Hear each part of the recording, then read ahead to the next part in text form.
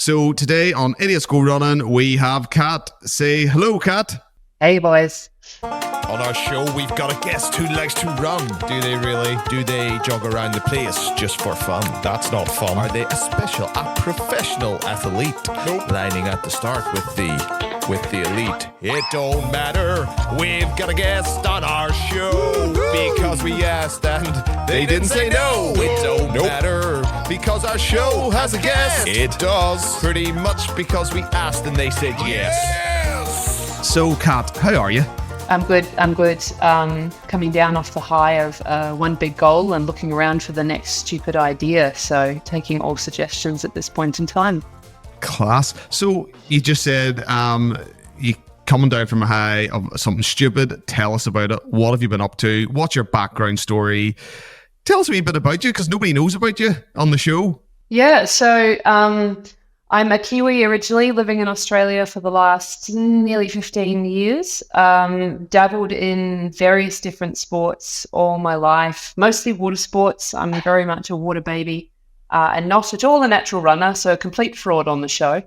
But in the last couple of years, I've set myself a bit of a goal of off-road triathlon because in my style, how hard can it be? Anyone can mountain bike, any idiot can run, and I'm a pretty good swimmer. So I found out that there was a world championships for that, and I thought, well, sure, we'll have a crack, won't we? So for the last 2 years, I've sort of set the goal of qualifying for the Australian team and getting to world champs. So that was just a few weeks ago was the big dance at world championships. So it was a stretch goal for me to qualify and compete, and very much was going in there, for the participation Weet-Bix medal, definitely not competing for the win in my mind.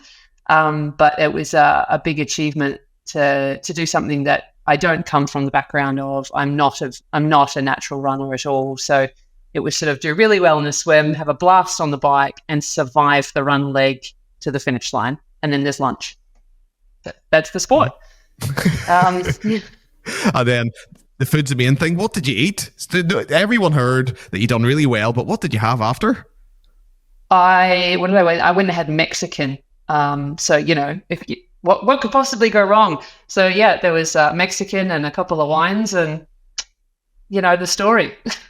Wow, that's amazing. So getting back to the triathlon, you are strong swimmer, decent cyclist, and the running thing, because I read a book by Rich Roll, and he was saying, now quote me if I'm wrong, was triathlon created to find the best athlete across all events?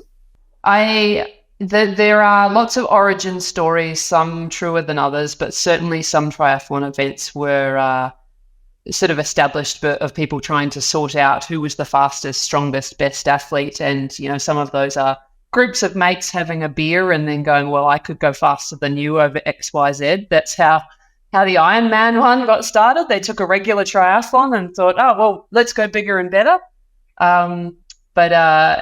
Certainly it's a very, it's a sport that now to do well in, you can't be bad at anything.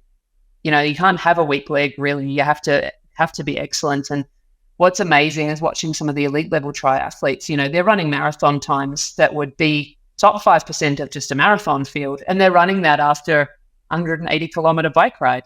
It's quite incredible. So it is incredible. And how did that finish up? How did your triathlon finish up, and where were you placed? If you don't mind saying, if you don't want to say, just say I had a great race. I have learned over the years that the hardest bit is getting to the start line. As an amateur athlete, between work and injuries and illness and life and in general. So your first win is getting to that start line, and I try not to go in with too many place expectations, because particularly the off-road stuff, there's so many variables that you can't control on the day, and I'm a type A control freak, so if I can't control it, I'm really quite anxious about it. Between whether mechanical events with your bike, crashes, flat tires, anything can happen. You can just have bad legs on a day. So my goal was to get to the end of the race knowing that I could not have given 1 ounce more of effort. Like that was it. I was cooked. I was done. And whether that got me first or last, I would be delighted. with that as an outcome. So my finish line photos confirm that I was absolutely done. It's the ugliest photo I've ever seen. But I came third. So I was I was well chuffed with that. Wow. Yeah, it was third in my age group, so not third of the overall field, but we'll take it. It had a bronze medal attached, and the girls that were in front of me were so far in front, they might as well have been on the previous day. So there was no regret margin, no wondering, should I have put my socks on faster? It was good. Yeah, but I suppose that's the way the triathlon works. It isn't like a marathon or a 5K or a 10K where it's seconds apart. Yeah, so it can be won by seconds. I mean, in some of the fields, and that depends on the distance, but also the terrain. So on the road events, there's you can have the top three separated by seconds, whereas the off-road stuff, it tends to be a little bit harder to hold on the wheel if the terrain is technical and things like that. But you'll get sprint finishes all the way down the top 10. People absolutely killing themselves for 7th versus 8th. So it's a sport for very competitive people. Yeah, I'll not be taking that sport up, and dare say my co-host Andrew, who's not here today, will not be taking that up because he's there for the food and for the fun and for the adventure for any event. And he doesn't train. He doesn't even go in like feeling like he's trained anything. He goes in with 100% rest days. He might be one of those people that goes in with 100% rest days and still does quite well. And that would be really quite annoying. Yeah, yeah, he is. He has all these ideas and he reads all these books, and his training consists of going on YouTube, watching YouTube videos about 100-mile races and turning up to the starting line and finishing it. And I think it's fair to say he finished it without a blister. Now, not blistering time, but he sauntered his way through a 100-mile race as if it was normal without training. And as if the people around him that had trained their guts out to do the same thing were just not there. Yeah. So I would find that they're punishable by death. If it's my brother.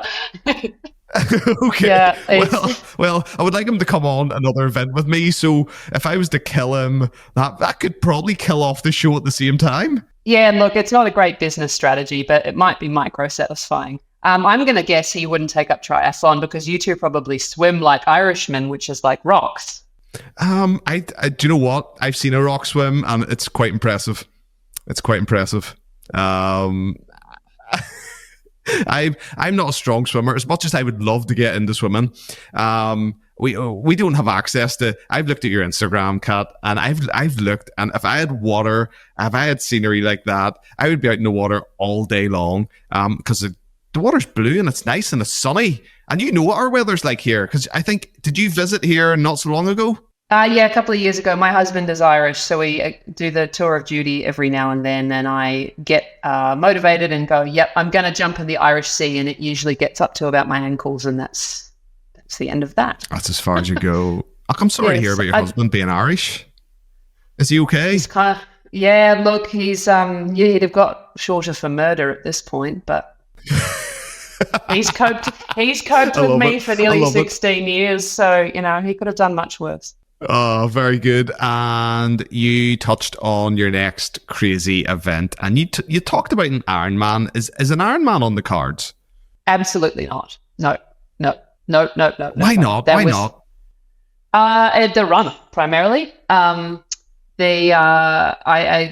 I joke about not being a natural runner, but it's absolutely true. I'm a big, strong girl, so there's a lot of me to move, and my joints don't cope well with volume training on the run. That's been one of the sort of problems I've had the last 6 months probably, has been like struggles with the hip, and that's only in training for a shorter distance triathlon. So Ironman is out for me, which I'm not at all upset about, because the volume of training I'd have to do, I'd probably have to quit my job, or certainly get myself a nanny to kind of take care of all the things I wasn't doing. I have a few friends that do. My coach professionally races Ironman, and even she thought it was a terrible idea. So that's definitely off the table. Yeah, I try not to listen to coaches because they usually give you advice that you don't want to hear, and coaches just ruin the fun. We're a terrible two. I think we feed off each other. Actually, she's gone, what else can we do? Oh, so she gets a high of you doing well. Absolutely, she's living vicariously because she's doing it as a pro, right? It's her job, so she has to be absolutely militant, perfect, can't miss a training session. Food's got to be good. Her whole life is dialed around performance, whereas I can go in some stupid race and just finish last because I felt like going to it. She has to bring the bacon home. I don't have to care. So she's all about the stupid ideas for me. And who is your running coach? Are you allowed to name drop? Are you allowed to drop her name on the show? I think she would absolutely find that hilarious. It's Penny Slater is my triathlon coach. She just had a career best performance in her own world championships a week ago. Came 7th in the pro field in Nice, which is the Ironman World Championships. And she's been an amazing coach. We've worked together for a couple of years now, so. We're like that, and she supports most of my dumb ideas. So dumb ideas. You still haven't told us. Have you had any idea what's next? What's on the radar? I've got a couple of events lined up already. I've got one in December. There's your dog. Yes, there's my dog interrupting the show as usual, Kat. Bring him on. I don't think anybody wants to see the dog because everybody loves a collie. Come on. Should we see the dog today? Looking at me. We should see the dog. The dog. Right, I'll bring the dog on. This is the first official presentation of the dog on the show. Hard launch of the dog. So the first sort of first time a dog's been on the show. Yeah. Breaking barriers. Look at you go. So this is Mikey. So Mikey he's not really. Oh, he's trying to talk. Mikey hasn't touched a running scene yet. A bit like yourself, he doesn't like running, and I don't know. He hasn't mentioned about his joints yet. Well, I'm not chasing cars, so maybe I'm slightly further ahead in my journey than him. Yeah, you shouldn't chase cars. Us with the parenting advice: don't chase cars, kids.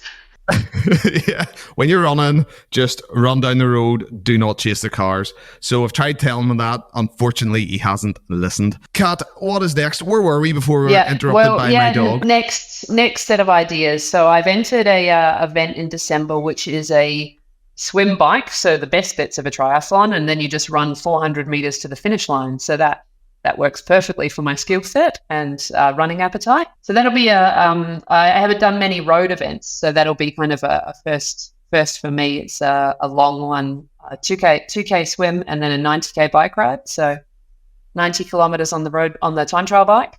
Yeah, with the ugly swoosh helmet and everything. Yep. Oh yeah, on the time trial bike. So if it is an Idiots Go Running show. So the time trial bike is kind of the seats sitting up high and you're down low, and it's a really awkward position, isn't it? Essentially making yourself as aerodynamic as possible, like a prawn in lycra is how I would describe it. But lots of like of shared technology actually with some of the running stuff. Yeah.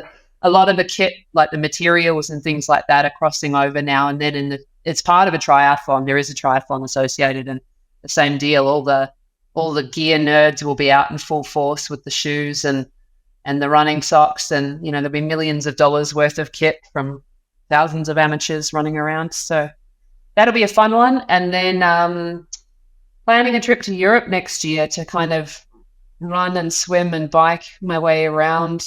Drink the place dry, eat lots of pasta, see what happens. But I'm going through a real bike phase at the moment. Yeah. So you've just taken my next question away, but I'll jump onto this time trial bike. Do you have a time trial bike? Because I've seen on your Instagram you do, because them bikes, they look class. And with me, I used to work in chain reaction cycles and in the bike industry, so I used to design these bikes.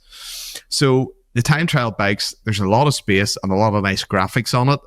Do you love the look of your time trial bike more than suppose riding on it? Yes. It's the short version.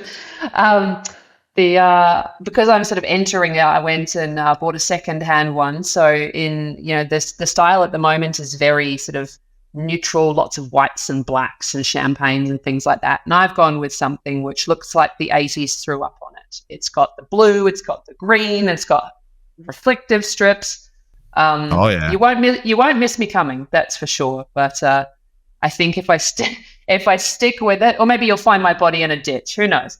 But if I stick with it, I'll probably upgrade to something with a slightly a fancy paint job and maybe a little bit more modern technology. But yeah, she'll do for now. It'll do for now, because do you know what? It is all about the looks and your kit. Does your kit match your bike, or are you going as a complete?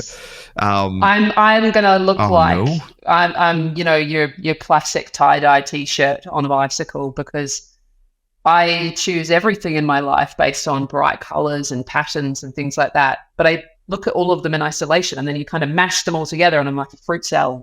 You'll see me coming. Do you know what? That's a good way to be, because that works. Because people used to say this about when I'm designing stuff and when I'm doing stuff. I said, if you like everything you buy, it's all going to fit together. If you like everything, it's all going to fit together. I don't care if the colors clash or people think they all have to be one pastel tones. I'm like going, well, I like that. I like that. I like that. You put it all together. How can it not fit? So that's your kind of ethos. That's the vibe. And you know what? Life is too short not to wear a Hawaiian shirt. Everyone else has black and grey already covered. Yeah. And you don't want to fit in. You want to stand out, Or I suppose we're at the stage where we spoke about your next event, okay? And I've heard this question from Andrew, so he's going to ask you a question. And potentially this could suit you right down to the ground. Here's Andrew's question. Good luck. If there was a fourth event to be added to the triathlon, which obviously it would be called then a four-athlon, I think it should be the egg and spoon race. Now here in Northern Ireland, the egg and spoon race is very, very famous among primary school kids. It does what it says in the tin. You have a spoon with an egg at the end of it, and you just run, and you can't let the egg fall off the spoon. For the last mile, an egg and spoon race. Tell me, how do you think you would get on in such a race? And do you think there should be like 3 chances, so you have 3 eggs in case the first one falls? I would love to know your thoughts on my four-athlon. I love the four-athlon. I actually do another sport which has 4 disciplines, but the 4th sport is kayaking, so no eggs are broken. I love it. I think having it at the end is the critical component, because everybody's at the end of their tether, so it's a real test of nerve and who wants to win the most, really? Like, you're not fresh. You are at the end. I'm a horrific cheat when it comes to the egg and spoon race, because I've got really big hands, so I kind of grip the egg with the thumb a little bit. I think it would suit me as a slower runner, because you need to be smooth, right? What's the rule? Slow is smooth, smooth is fast. So I'm all in for it. I'm good. And only 1 egg. We go big or go home. 1 egg. DNF if you drop your egg. Absolutely. Everything else wasted. Train for the egg. Wow. Yeah. Ruthless. Pressure. I love it. That is an incredible answer. Like, we've had some answers on the show, but it's just the passion you brought to that answer, Kat. That was amazing. Very decisive. I am so impressed. And I don't know if Australia 100%. has a president, but you should be president. We have a prime minister, and I would love to be over there telling them what to do. Australians don't take themselves too seriously. I think that, we've got some really dubious ideas from some of our politicians. It can't be weirder than that. I have to get the same warning though in speaking that you gave me, making sure my language was okay. I'd have to have someone follow me around and make sure I didn't slip up. Just some sort of, people have said to me, I can say the wrong thing sometimes. Nothing too bad. Just I can say stuff that people kind of should keep in sometimes. And someone has once told me we should get a muzzle that could filter what you say. And I thought, do you know what? If someone was to invent that, I would probably be in a better job, earning more money, and more people might like me. My problem with it, as we worked out during the COVID mask era, is that if my mouth doesn't say it, my face still will. So the muzzle would have to be just a whole bag. a whole bodysuit, and even mittens, so your fingers can't show any symbols. Absolutely. Yep. Just like when you're a kid, when you get in the sleeping bag, that's all I could have. You have ran events. Are all your events in Australia? Are they Europe? Have you done events in America and other places? I've done quite a few global events. Actually, I've been fortunate enough to combine my passion for traveling and my passion for sport. Sorry to the listeners of the show who care about running. Not all my events have running in them. Some of them weren't supposed to have running and did. I did a bike race in Canada once that was 8 days long, and I'm pretty sure I spent more time carrying my bike than riding my bike. It's the hardest thing I've ever done. Mistakes were made. It was, again, my ethos of how hard can it be? Turns out it can be quite hard. I've been fortunate enough to race kayaks in North America and the South Pacific and Mauritius off the coast of Africa. I've raced bikes in New Zealand and Australia and Canada. Haven't done a race in Europe yet, so that's next year's project. I've been Googling away to see what I can get involved in. There's a couple of races around that could be a laugh, and then someone's got to come last. It might as well be me. just propping up the field. That's an amazing story. That's some journey. I looking at your stuff and knowing you, because we've obviously connected through Facebook and through a Facebook group. I didn't realize you'd been in so many places. What's your favorite race that you've done? Favorite race. The one that I'm the most proud of is that 8-day mountain bike race in Canada, because I had no business being there from a skill perspective. And I thought, well, stubbornness and fitness will get me through it. But every day I cried and quit and had panic attacks, and it was so far out of my comfort zone. I didn't think I was going to finish, and I spent 8 days, sort of getting increasingly stubborn. I'm going to finish or I'm going to die, one or the other. And I got to the finish line. So that's the one I'm the most proud of. But if you ask me, would I go and do it again? Absolutely not. No way. No. No, way. You did. You literally left it all. You've left it all out there. I did. There's nothing. I made the most of that lifetime experience. But the ones that I've sort of had the most fun at really have been the ones which are, there's a real, a lot of the sports I do, you're lucky enough to have people right down from the pros, right down to the guy that lost a bet and he's doing the whole thing in fairy wings. And I've enjoyed those ones the most. We had one the one in Mauritius actually there was a race, but there was a whole week of paddling built around the race. So for 6 days, you were making new friends and faffing around in a tropical lagoon and eating lots of good food. And then for a couple of hours, you were all racing and then back to the beach for some beers and a good time. And it's those ones where you get to meet all those people from around the world and spend the time. And it's not just about the race, I think. Oh, I completely agree. And I've said it so many times, I love racing and I love being able to be fit and fast and just do races and feel good. But see, the people you come across, some of them are just mental. There's people I've met and people who I've chatted to and people who they nearly sometimes would slow you up in a race because they just every corner they want to take a photograph of you or want to get in a photograph or want to get a selfie or get a selfie of this group and you're in the middle of a race and he's a photographer organizing people and getting the right shot in the right background and you do meet a lot of wonderful people and the way they spur people on and the camaraderie. But is there anyone you've met that just sticks in your mind? Oh, there's a few, I think. In the paddling scene, we had a guy who he was continuing to race at the age of 82. And his position was, yep, I'm just going to keep going until I absolutely cannot. And he wasn't fast and he wasn't winning. And he was just there for the love of the sport.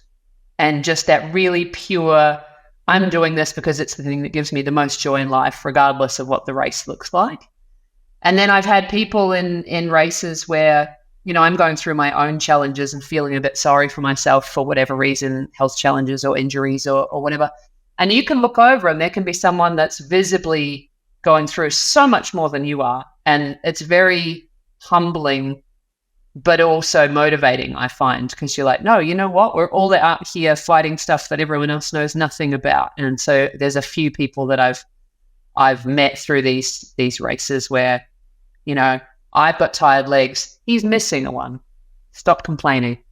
So, that kind of stuff, that sticks with you long after your sore legs have gone. Anything else you want to bring to the show? Anything else you want to say?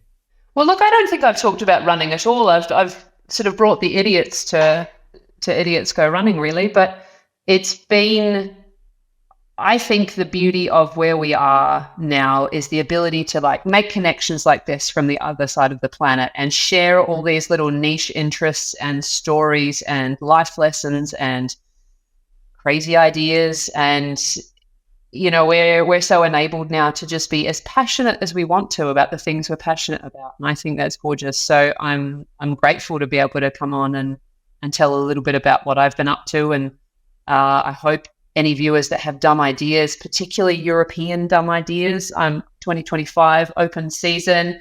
I'll give most things a go once. Don't say Ironman, but look, if it's got kayaks or bikes or running or some combination, let Colin know. Or an egg and spoon race.